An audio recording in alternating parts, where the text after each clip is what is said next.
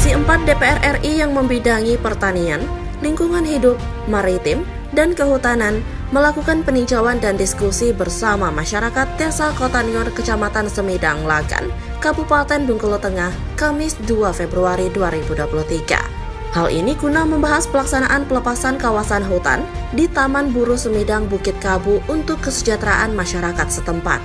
Prinsip yang kita usulkan kemarin dari kementerian itu semuanya disetujui untuk fungsi pertama pemukiman, kemudian yang kedua untuk fasos, untuk faso, kemudian untuk hutan pendidikan, hutan Bengkulu. Nah, itu yang disetujui, Pak. Tapi kalau dilihat persentase yang kita minta memang jauh.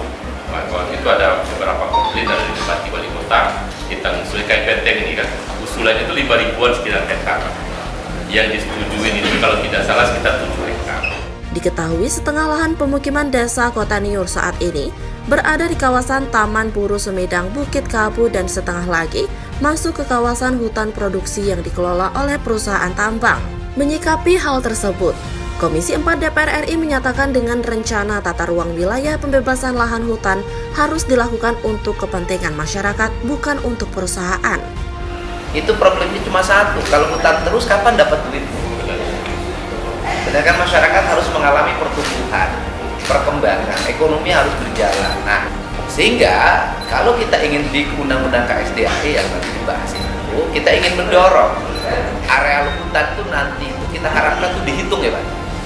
Dihitung, kemudian dia sumbangsi karbonnya berapa, negara harus berikan subsidi kompensasinya berapa, sehingga nanti itu daerah berlomba untuk mempertahankan hutan. Karena apa? Mempertahankan hutan berarti membangun kemakmuran gitu. Di mana ini juga sejalan dengan diusulkannya Gubernur Bengkulu Rohidin Mersyah ke Kementerian LHK terkait kebutuhan kawasan hutan untuk kepentingan atau kesejahteraan masyarakat. Sementara itu, data Dinas LHK Provinsi Bengkulu menyebutkan usulan perubahan kawasan hutan Bengkulu telah disampaikan ke Kemen LHK sejak 2019 lalu. Gubernur Bengkulu Rohidin Mersyah beberapa waktu lalu juga sudah memaparkan pada rapat uji konsistensi penelitian terpadu perubahan peruntukan dan perubahan fungsi kawasan hutan Provinsi Bengkulu. Sebelumnya, diketahui pemerintah Provinsi Bengkulu mengusulkan kebutuhan kawasan hutan untuk kepentingan atau kesejahteraan masyarakat dengan luas total 122.448,25 hektar dengan rincian sebagai berikut.